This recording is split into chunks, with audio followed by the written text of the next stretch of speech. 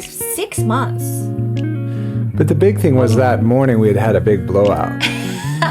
And so the day, like, we never have big fights. And that morning that I knew she was going to, was it the morning or the night before? It was just about to put the deposit on it.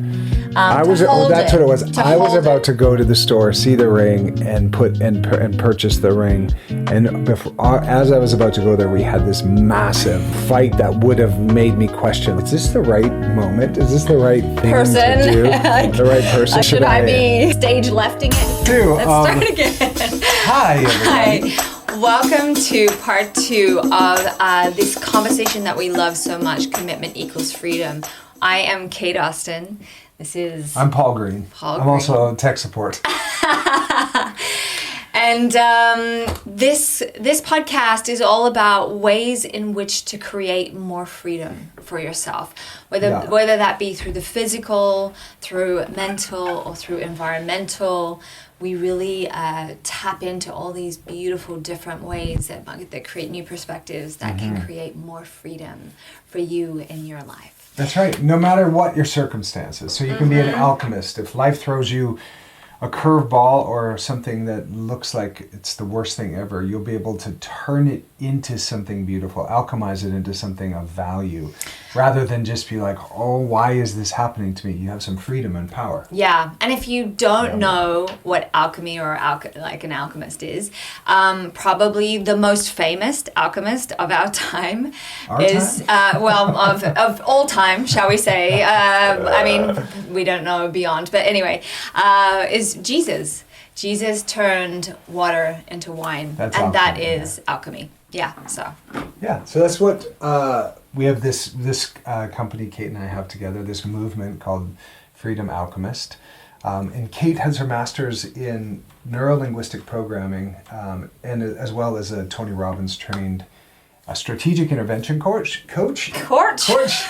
And I have a functional nutrition degree, did men's health fitness covers, went through a big journey. My dad lost his life to ALS, Lou Gehrig's disease, and that put me on a sort of a chronic disease, like a mission to sort of understand how toxins work and how neurodegenerative diseases are affecting this incredible world right now with Alzheimer's, dementia, MS, ALS, cancer. That's not necessarily neurological, but that's sort of our background and what we sort of bring to the table. And then Kate and I have been together 10 years.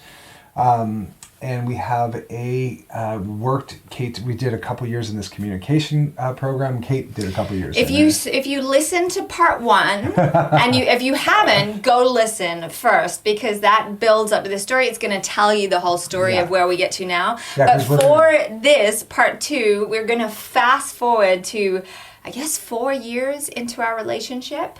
Sure. And we were in... this is one microphone, which is like a decade in Hollywood. And we were, we for the first 4 or 5 years, we were in a lot of self-development, programs to really up-level who we were. And had we not done that, we truly believe we would never have made it. Relationships anywhere are hard, especially in Los Angeles, California. It's probably hard where you're at too, though. It's hard. They can be hard everywhere. But I think when everyone's like, "Oh, there's so much choice. I want to cherry pick all the things, and if they're not perfect, then they're out." So it's like it's that kind of vibe here, which is why people find dating so hard. But yeah, had we not really learned some of what we're going to share with you today, we don't believe we would have made it. And so many people look at our relationship like it's some fairy tale novel under a gazebo. And it really is super beautiful and magical, but it's because we worked on it consistently for the beginning, and we ruled out some of the big mistakes that people make early on. And if you're interested in that, listen to part 1. We share those there. So let's fast forward. Let's get into it. And this is titled Commitment Equals Freedom because it's literally that distinction that is probably the reason that we're together today. Is in part 1, we dive into where I learned that the more I committed, the more freedom I got in certain areas, except for relationship. That was confinement and took away freedom. And then I had this huge epiphany and this breakthrough that the more I committed to the relationship, the more freedom there was in the relationship, and which does bring us then to 4 years into this thing. And I'm approaching the time when I want to propose to Kate. And unbeknownst to me, she didn't know, but I had one of her friends knew of this vintage jeweler in Beverly Hills who found really cool rings. And can I preface though, this was somebody in this program. Yeah, wasn't a close friend of mine. We hadn't really hung out a whole lot. And then we decided, she was like, why don't we go to, I think we'd been talking about it, so we both love dancing. And in LA, there's this group, I've forgotten their names now. Sunrise? No, Daybreak. Daybreakers, yeah. And it's like, it starts at 6 a.m. and it goes till 8 or something. And it's like a dance party, but it's for people in the corporate world. It's like, it's totally like alcohol-free, drug-free. It's just a way to start the day full of dance, as if you're going to a dance party, but in the morning. And it's really fun and really great. And I'd been wanting to go forever, and so had she. So she's like, let's go. And so I was like, great. And there was a few other people, and we all went and danced and had a great time, which is like my favorite thing to do in the world. Kate's love language is a dance-off. How I connect to God in the most profound way. It's true. That's another conversation for another time. And so after that, we all went to brunch. We were, there's a big table of us, it was, we bumped into a bunch of other people, so we all went to brunch together. And so it was very relaxed and casual. And then she had a business that she bought and sold vintage jewelry. And then she's like, feel like come and sparkle shopping with me? And I was like, yeah. Fun. Like, it was so random and off the cuff. And I was like, great. And she's what she didn't know is I had set her up. Yes, I didn't know this. But she basically was like, hey, just try and find some places. So she was like, she was totally in on all of this. So she's having me find places, and I'm looking around, and I'm like, I don't know. And then she's like, oh, I think I found a spot. She's like, we got to go. She had you look for places, even though she knew where we were going? Yes. Yes. She Classy. was like, she was great. And so she's like, we got to head over to, Beverly Hills. And then we go there, and I'm like, how did she find this spot? Because it wasn't like a store that you went into. It was like one of those buildings where there's tons of different little businesses, and you had to go up an elevator and open this, and it's like this room. And I'm like, what is this place? This is crazy. But she knows what she's doing. This is what she does. I'm just going to go with it. In like a mob movie, it's where they take you to go get whacked. You're like, why am I in this room? And then whack, you're dead.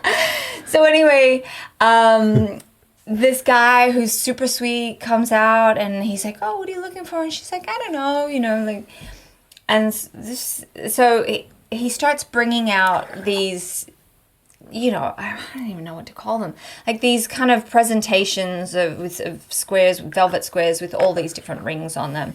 And she was just like, I want to see your style. You pick the ones that you like the most.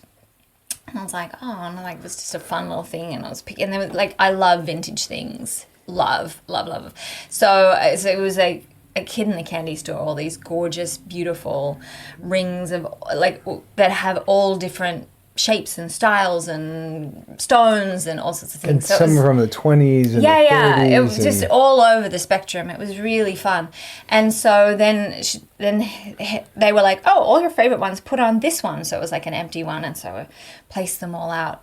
And some of them had stories because they came from, the 20s or before that, or the 50s, or and so they had stories as to where they'd come from and where they originated from and all those sorts of things. And then this ring was there, and it became my favorite pretty quickly. Let's see if we can show the step up, why it's so cool. Maybe. So let me tell the story, and then we can tell the story. And then we can share.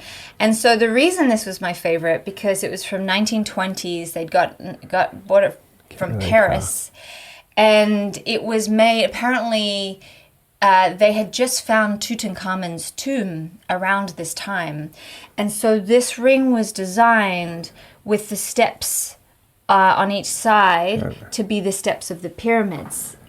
I don't know if you can can't really see that. Or like, let's go over here. This That one. It won't focus though because it's not autofocus. It's focused finally on us. So I just steps. loved the story. It's like it's stunning because it's just all like it's just that it's got that old world charm, and I just loved the story. I just thought it was so beautiful that it was seeped in history, not just the history of the 1920s, but like ancient Egyptian history too, which is just because you feel like you're an Egyptian princess from another time. Probably slaves too, all the things, but you but yeah, you were a slave. I think anyway. Let's not go there. So I just loved the story, and then I felt like I was like, "Are you gonna get anything?" to my friend because she's the one in the business, and she was like, there's nothing that's fully resonating with me today. And then I felt really bad for the man because he felt like he'd taken all this time. And I was like, he was like, maybe you can and I was like, oh, no. No, finish that thought. He's like, maybe you can let your partner know. And I was like, oh, no, no. That would not go well. And the guy said maybe you could have your boyfriend tell him about that ring that you picked. Yeah, and I was just like, no.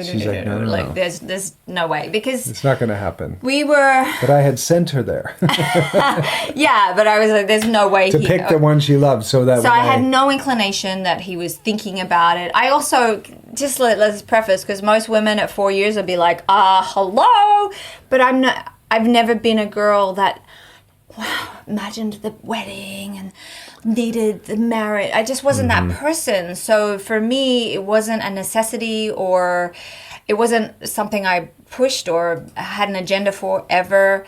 Right. It was just like, yeah. And then I definitely didn't think he was in that place. So I was just like, oh no, that would just create. No, absolutely not. Anyway, so that happens and that's it.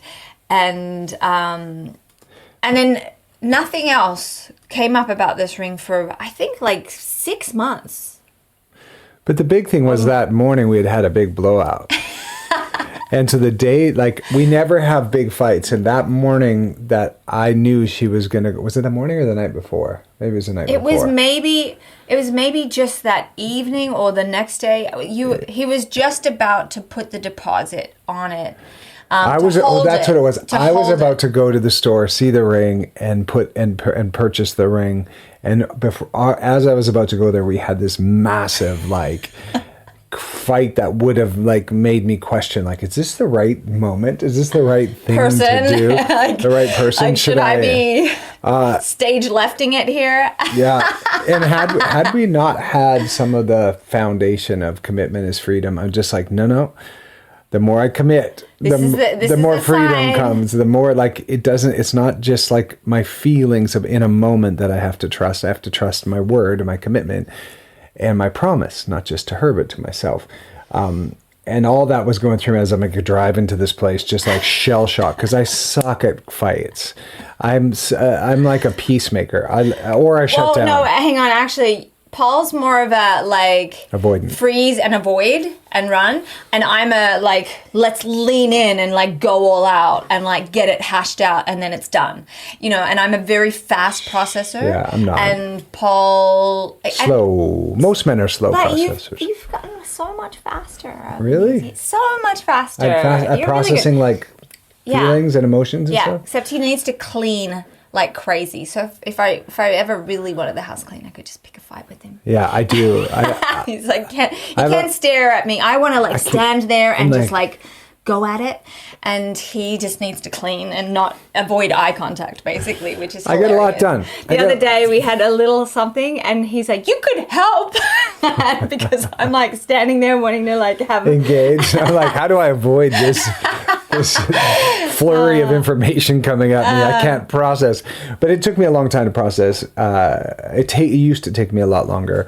But my dad didn't talk about his feelings. He just put a roof over the head and was. It's a new generation thing. I don't think men other than this generation have been necessarily required to have emotional intelligence or talk about their feelings or be the quiet, silent type, but then be soft and tender and emotionally available and sensitive and empathetic, but also like sexy and stoic and like the bad guy. Out of the like, house, it's the craziest time. I think for women and for men. True that. This is another conversation. We'll do that in the next one because it's why there's very little attraction, because women are more like men and men are more like women, and there's no polarity. There's no like very little attraction anymore, and that's why divorce is just on this crazy hockey stick.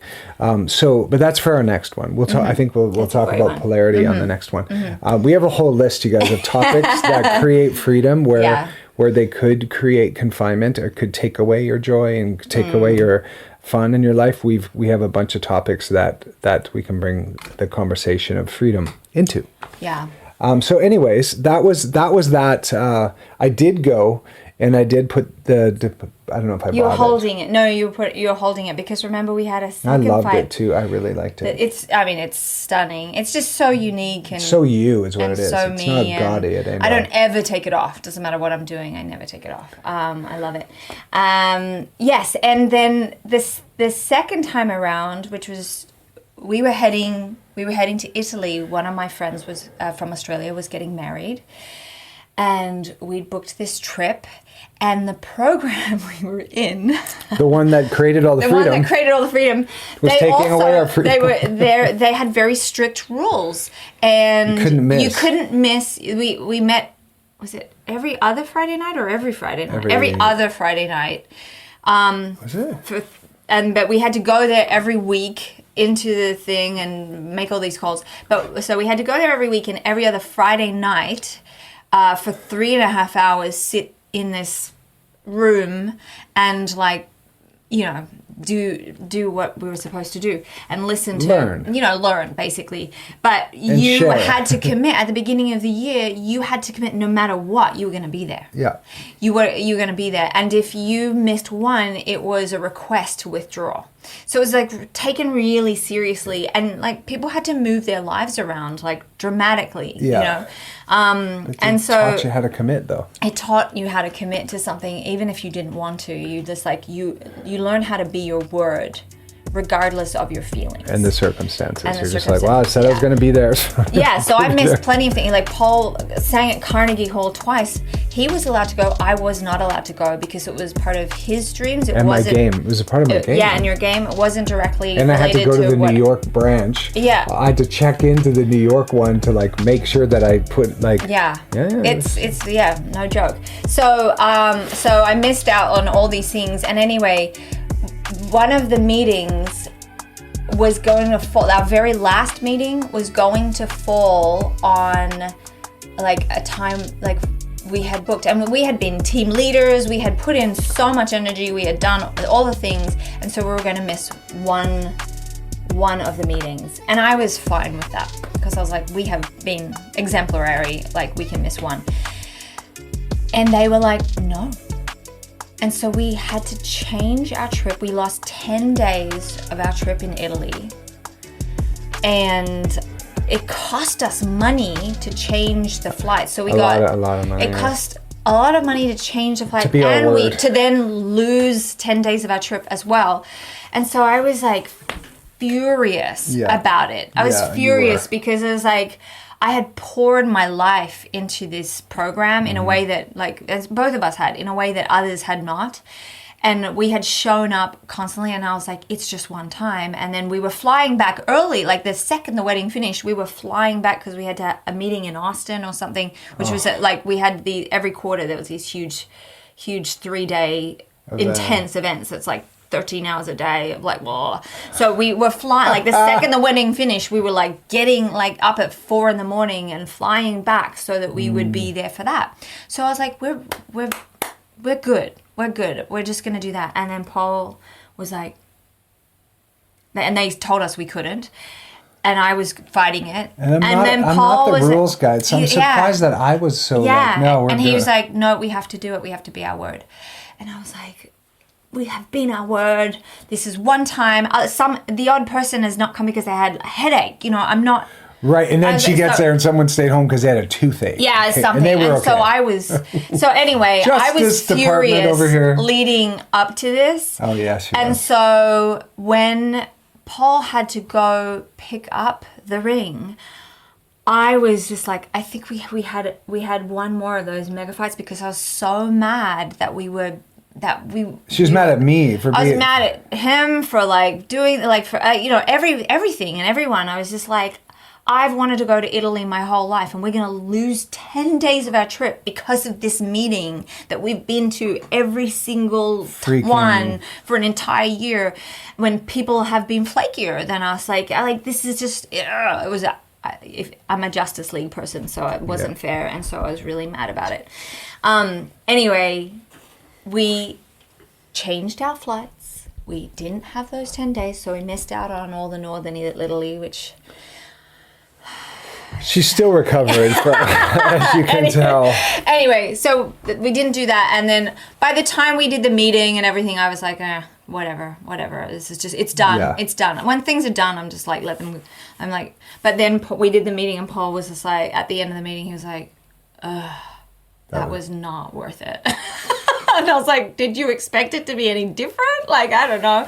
Anyway. That's why I put up my hand to like be participating. So I'm like in the game. And then I was still like, that wasn't very good. So you anyway. still did a second year of that program. I still did. Anyway, so we had this huge fight. Right. So if you're in a place where you feel you've maxed out everything that you know how to do and you're still in a bit of a Groundhog's Day, you are a prime person for really stepping into what it is to have a coach. Someone that can show you a fresh perspective and show you who you are as your greatest self without all the stuff and the sabotages that get in the way of how you think of yourself. That's right, because a lot of folks have blind spots. It's hard to sometimes see the areas that you don't know that you don't know. And Kate and I have many different coaches and people that we look to help us see the areas that we can't necessarily see. So you might be at a place in your life where you're like, okay, I've tried this on my own, and now I need some support. And Kate and I have a really great system of engaging and helping support you and connecting you to a life that you truly want and love. And we truly believe everyone can heal as long as they're in the right environment to do so. That's right. And not just heal, like really elevate to the person you've always known you could be, you should be, but haven't quite got there. Then talk to us, reach out and see, and we can see if we're a great fit to work together. Great. So back to the podcast. At the very end, in the description, you'll see a place where you can connect with us. Hi. Before he picked up the ring again, where he had to really double down on commitment. It's like God was giving me a test. Is like, are you going to just listen to your feelings and emotions, or are you just going to go because you know this in your heart is the direction, no matter what your circumstances are in the moment or what you're feeling, and are you able to be your word? And there was two really just like huge, like what the, like cold feet moments where my feet didn't get that cold. They stayed kind of cozy. I kept moving. I might have slowed my roll to the car a couple times, but I kept going. I went and got it. Yeah. And I loved it. And then I held that dang thing in my pocket for ages. So let's now fast forward to this, not a few weeks, maybe a week after this event, and we fly to Italy. After what event? I got not going to the thing and you picking up the, all of that. So before Italy. So then we get on the plane and we fly to This is Italy. 2018, right? 19, right before the world shut down. Just before. I think it's 2019. Someone got sick in Italy too, and we're like, now looking back, we're like, they probably had it. Maybe, Remember? Yeah. But so we... Was it the end of 2018? Anyway. Yeah, 2019. So we get on the plane, and we're all excited, and I wake up in the middle of the flight, and I'm like, The flight on the way over to Europe. I was like, ow, I must have been really clenching my jaw. This is really painful. Keep going, get off in Italy. And I'm like, oof. And I have a full-blown, massive tooth pain. Like, gnarly. And I'm great with pain. I am someone that has a crazy high pain threshold. She's tough. And so if you listen to our podcast 1, we talk about our birth story. Like, yeah. She's tougher than me. So I know how to meditate my way out of it. I think pain is a beautiful teacher and we can learn so much from it. And if we don't try and get out of it, we can learn the lessons. So I like to kind of just sit in it and so I never reach for painkillers. I know it kills the lining of your stomach and it's terrible for you. So I would never do that. But I just kind of gritted it out. But it was bad. I wasn't able to eat. I wasn't able to do anything. And here we are in Italy. We're in Rome. It's like gorgeous food. And I'm like, And anyway, we're all at all these beautiful places in Rome. And Paul's carrying this ring around. In my pocket, looking for the moment to propose. Like, is it under this archway? Is it by this horse? Like, is it after we just had the Colosseum? And I kept trying to like create a romantic like moment to propose. And turn in the corner, and then we found this woman. I was like, we gotta get this take sorted. care of it. So, online on Google or Yelp, I found this woman. Like there was not many that were in English, so we found one, and we get there, and she's high. She's high because she's just been checked out of hospital. She still had her hospital thing on, and she was heading back to the hospital after this. She just came out to make some money for doing a root canal, and she was like, "You need a root canal. You have an abscess," and I did. I had an abscess, and. There's a whole nother story I want to talk about. On one of our other podcasts, we'll talk about root canals because and why you should slow your roll with those. But we didn't end up getting one. Because she was so high. And was she? Yes, it was wrong. And she was just going to do it in her chair and then head back to the hospital because she was having a procedure. She was like trembling and sweating. And Paul was like, no, that's not happening right now. No. And we weren't going to get a root canal, but this woman, that was her she wanted to do. That's what she was trying to do. We're like, and then she started sobbing to me that she's been in the hospital and she needs to make money to keep her staff on. And I'm like, a bear or something. I'm not your money train to like get you out of this. And Paul was just like, let's get out of here. He came and picked me up and was like, let's get out of here. And so we ended up finding another person that just had to basically... I was on a white horse. They had to drill down my tooth so that it stopped taking the impact when I was biting. Is that all he did? That's all he did. He drilled it like... He was great. He was amazing. And that's why I found that suit around the corner. He filed it right down and then gave me like... And then I had to go on antibiotics. They were $3 to get them. Remember when we got that? And we were like, what? And like a quick dose of that. And then we went to the natural store. And we're very against antibiotics. Yes. So we had to get her all the stuff. We went to the natural store, got all the things to rebuild her probiotics and her prebiotics, all the things. But within a few days, I needed antibiotics because you had a full infection. Yeah. And those infections can go into your brain and can create... Your mouth is very, very, very important in case you guys don't know that. We'll get into all of that. But yeah, so we managed to get through that. But by then we were leaving Rome. And so Paul's been... It was like literally a comedy of errors because...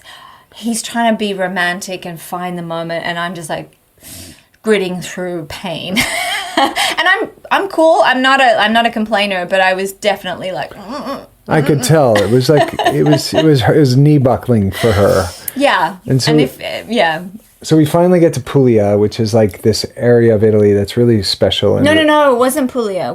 Then we went to Positano. Oh, sorry, I always get it wrong. Positano. And so I'm coming out of pain and like it's getting better. I'm feeling really good and I'm feeling poetic about it all and how like She's pain has been such a beautiful teacher and like all sorts of things, and I'm in that mode.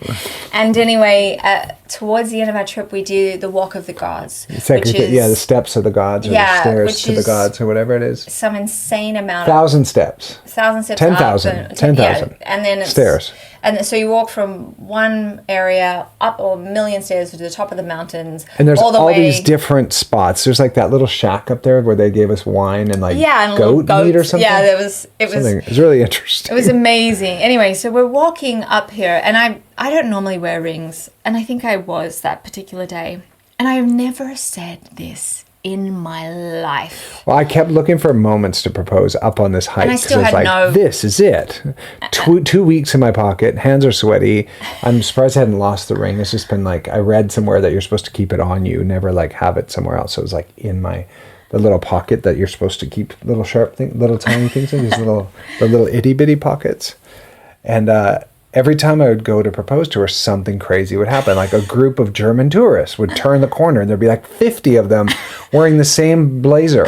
And I'm like, no. This is not happening. I'm not going to propose to her with that. Turn the corner, it's like Japanese tourists. And they're all like singing or something. I'm like, they're not a song I wanted as a backdrop to the proposal. So and kept then, on, like he was being punked on every level. Every and it time. was just a comedy. And then I remember saying this, which is like the weirdest thing. I even had someone take in our picture once and I was about to do it. I gave them my camera. I said, could you take our picture? And I had it on video. And they were about to do it, and I started the video. I was like, "It's already going, don't worry." And I gave it to them, and I went up there, and that's when another horde of people came around the corner. I was like, "This is dumb." But I also said, as we were climbing these crazy amounts of stairs, and we were up on the top, and it's gorgeous, I was like, "Oh, my fingers are all swollen." So I was like, I'll never be able to get the ring on. Yeah, so he's imagining going, sausage fingers. It's like, that's not going to happen. So I was punked 3 times on the hike. And it's a shame because that day on the way down, we found this like one of the most extraordinary restaurants we've ever been to. And it's like there's no menu. It's like you either choose the big one or the little one, and the mama cooks it all for you. And the table wine was like the best wine we'd ever had. It was just stunning, and it was it would have been such a great celebratory thing. It would have been really special, but it didn't happen that day. It didn't. And so anyway, but we're getting closer to the wedding of her friend, and I'm like, I can't propose at her friend's wedding. This is ridiculous. Like we were like one day away from going to this wedding. I was like, I'm not going to steal their wedding thunder by proposing. So, and then I had planned the whole trip, and then I found there was a 1-day hole in my I'd skipped it. I'd missed a day. And so we're like, oh my goodness, we haven't got accommodation books. Where should we go?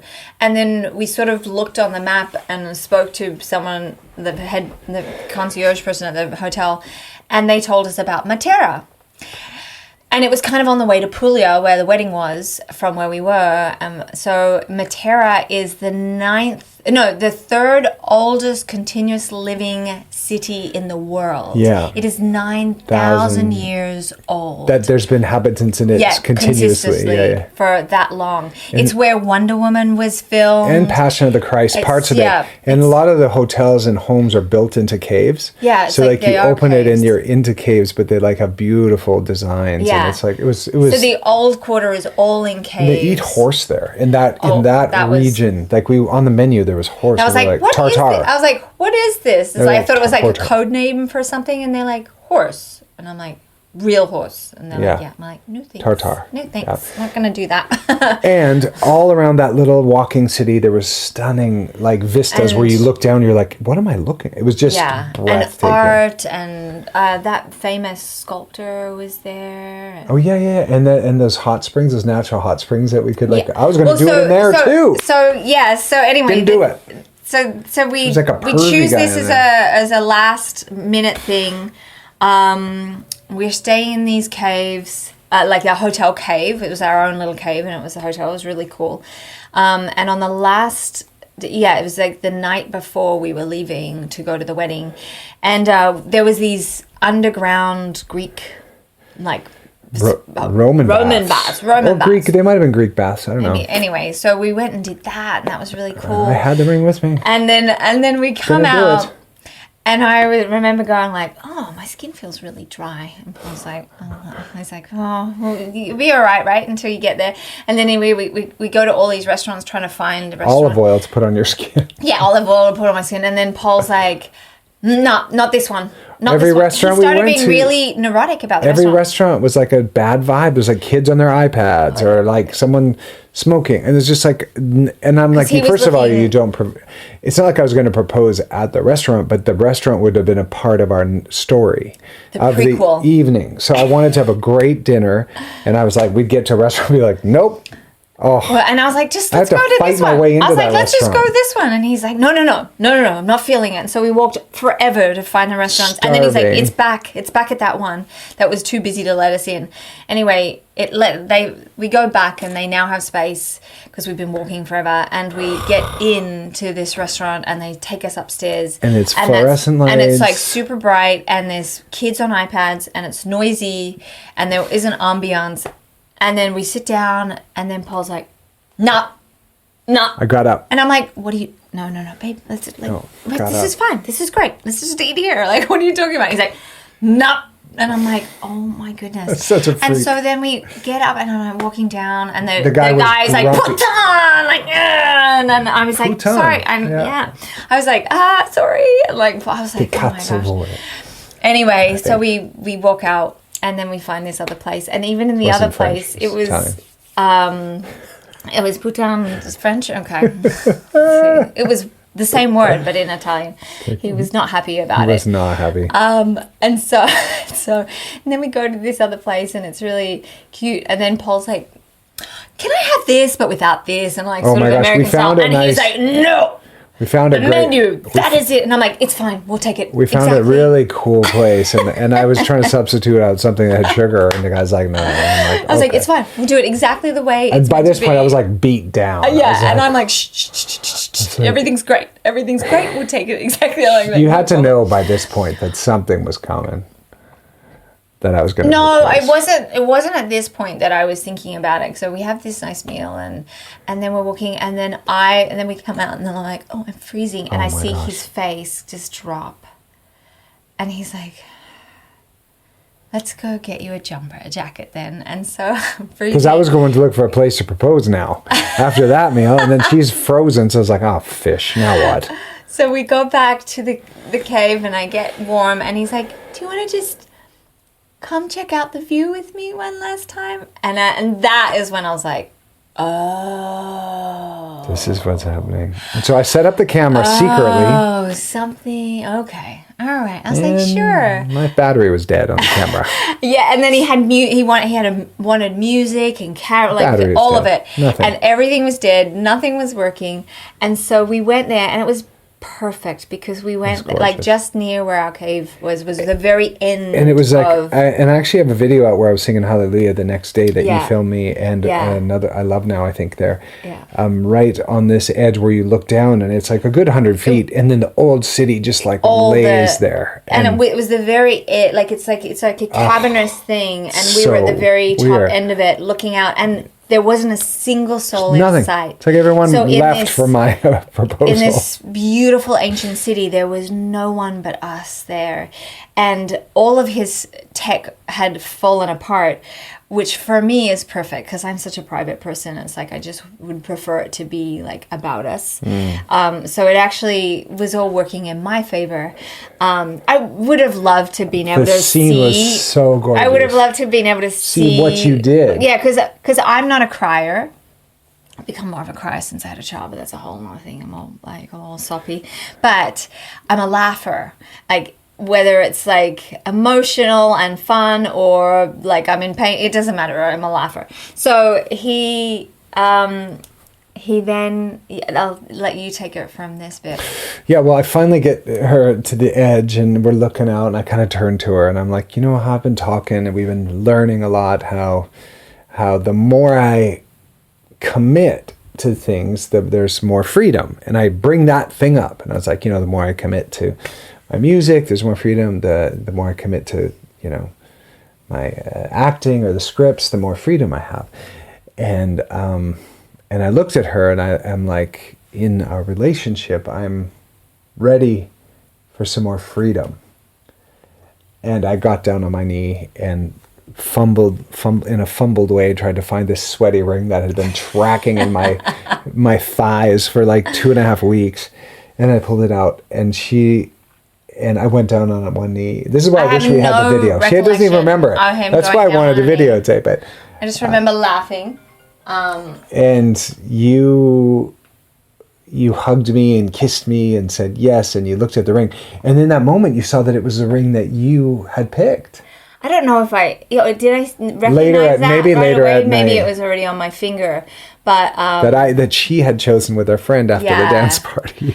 So it was like that commitment is freedom story. But he said, "I'm ready for some more freedom," and he gave me the ring as I committed. Yeah. So it was really beautiful. It was just a really and because there was no cameras and music, it was just us in the city. It was just so authentic and Yeah. connected and Yeah. beautiful and just Yeah. really, really special. So, yeah.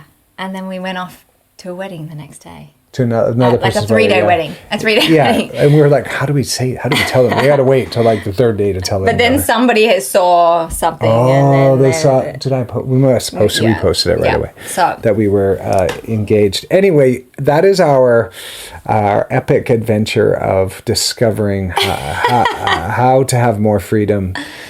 And the one area of my life that I had decided that commitment was confinement or commitment was prison was relationships.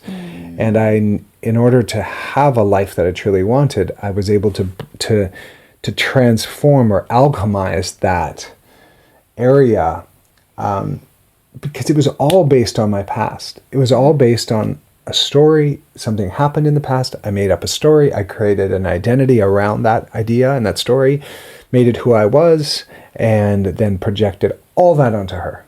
And that's what everybody does. That's what everyone does in Everyone relationships. does, And which is why if you're having trouble succeeding in relationships, you're probably doing some version of it. And we're not saying everybody does like the confinement thing. Everybody projects all of their life experience onto the other person and then wonders why that person can't meet them or can't be what they want them to be or read their mind or whatever Yeah. it is, right? So it's like, so that's why for us, when in our company, relationship and communication, connection basically is one of the pillars because you can it's absolutely connected to your health and your mental health of how you connect in relationships and how you're being in relationships and how do you connect to yourself. And so it's so healing to understand that something like this can be removed. So therefore we now have a 10-year relationship. Right. And it's the longest we've both had. And we still, there's always parts of contraction and expansion in relationships. There has to be. And how do you lean in during those moments of contractions and expansions?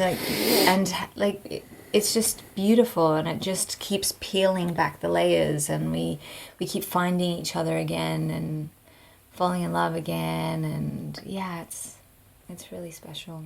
Yeah. Well, that's our epic story on commitment is freedom. And just, I guess, for your own lives, look at an area that you're maybe not committing to. And if you want to experience the depth of that thing, just give it a shot. Like, you're better off totally choosing something and being wrong rather than half choosing something and flopping around for decades and being indecision is agony. At least if you make a powerful choice, you're going to wind up somewhere quicker. And it's choose a direction, go there. Who you get to be as you're doing that, it becomes this really beautiful story rather than I don't know, this indecision and procrastinating and fear will leave you paralyzed doing nothing. You're much better to make a mistake than to not do anything. Yeah. Failing is just lessons. Failing isn't we got to redefine failure. It's it's fabulous. If you're not failing, you're not living. That's right. You're not really trying. So just you're just trying to stay in a bubble, and that is a death. That is a slow, painful death. So just go out there and create. And if you need help having new perspectives or need help on tools of communication and connection, then check us out. Yeah. That's what we do. That's what we do. We have a couple different programs that Kate and I work together with. We've worked with over 1,000 people in the last 5 years and helping people create freedoms or identifying their upper limits and their sabotages in their life. And one of the areas definitely is communication. That's pretty juicy. And some of our teachers that we've worked with and our mentors have made such a big impact on us that we like to share some of those books and those teachings and those strategies to help others. Just really worked for us and people in our community and people who have all the culmination of everything that we've learned and studied over the past 20 years is what we pack into these things. So so no matter when you're watching this, they're in the description below. There'll be a link that'll take you to our main page, and there'll be a couple options for you to kind of discover more about how we approach things and why we approach things the way we do. Yeah. Awesome. Thanks for popping in. And this is the video. We're taking these videos down very soon. So if you're watching this live, that's amazing. It's going to be down in tomorrow. And then we're going to be on our YouTube, our Freedom Alchemist YouTube. We're going to be putting this video on, what day is it? Saturday. Every Saturday it launches on there. And then every Wednesday you'll get it on audio on the podcast. That's right. So, and the podcast, if you want to go to iTunes right now and subscribe so that you get notified, is the Freedom Alchemist podcast. Make sure you get the one that's yellow with peace sign. I think there's another Freedom Alchemist out there, and this one says Kate and Paul on it. And you subscribe there and like it and share and all that. That helps to boost the conversation on iTunes and on Apple and Spotify too. And we can help more and more people with these things that just don't get spoken about enough and That's need right. to be. Yeah, we're doing this every single week on freedom, creating freedom and whatever kind of. And so if you also want to leave a comment on the video on YouTube or on the podcast of an area that you might be struggling in freedom or something you would like us to kind of talk for future podcasts, we look at those and we'll be bringing those into our list of areas that we want to kind of go over. So, all right. See you later. Bye. Bye.